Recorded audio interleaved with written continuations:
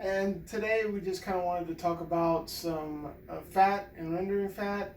This week we kind of had a question that came up on there about doing it and some of the different processes, and so we're going to kind of break down about the different kind of fat that you're going to find on an animal.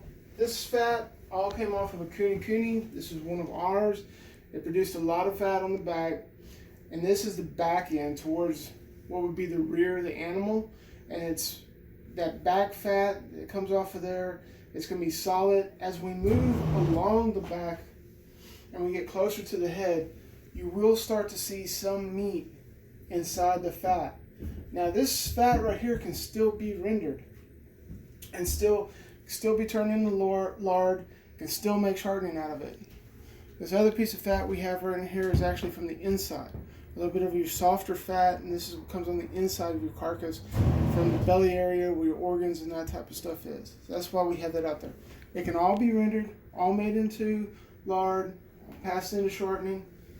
One of the tricks on handling this is that this could actually be cut up into smaller pieces. I know it's kind of popular. A lot of people say to shred or go ahead and grind and put this in a grind and grind this up before you render it. It's completely not necessary, and some people actually find that step harder to do because it makes it harder to separate the solid from the liquid then, because it's all kind of ground up.